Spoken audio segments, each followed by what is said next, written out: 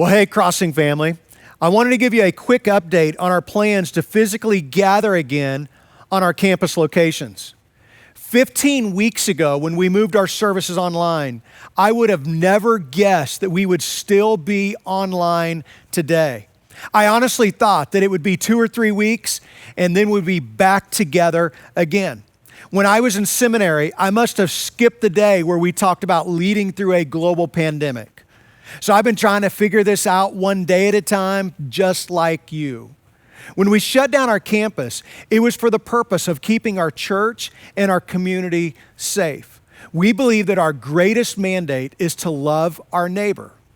Now, I realize that some churches have already started to resume services both in our city and around the country. Most of those churches are running between 20 and 30% of their normal attendance, which means that they are now working twice as hard to meet the incredible demands of online and in-person services. I've had several pastors who've told me that they wish that they would have waited. As a church, we have chosen to follow the governor's mandate for large gatherings. As of today, those gatherings are limited to 50 people. It takes us more volunteers than that to pull off a service on our campus. I know this is not easy to hear, but our elders and leaders believe that this is the right decision for us at this time. In light of that, let me give you the dates that we are working towards to welcome you back to our locations. Our plan is to have a soft opening on the weekend of July 26th to train our volunteers on the new safety protocols to regather again, and then to fully open up on either August 2nd or August 9th. Now that's our current plan, but as you know, plans change. Any of those dates could move up or back depending on the current circumstances. We have to remain flexible during this time. And maybe you're wondering, Shane, are you saying that I could come earlier if I'm a volunteer? That's exactly what I'm saying.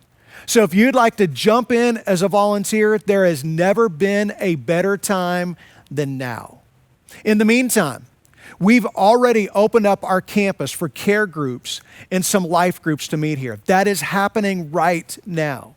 And we anticipate giving the green light to our Crossing Recovery, young adults, men, and other mid-sized groups any day now to meet on our campus as soon as we enter the next phase. I can't tell you how hard this has been on me. I got into ministry to have an impact on the lives of people.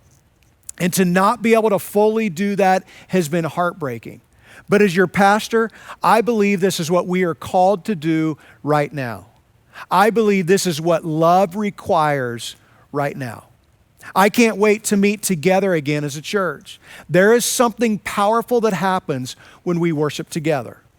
Until then, would you stay connected with us online?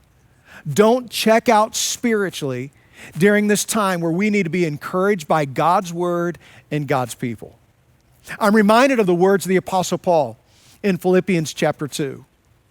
He says this, he says, "Do nothing out of selfish ambition or vain conceit.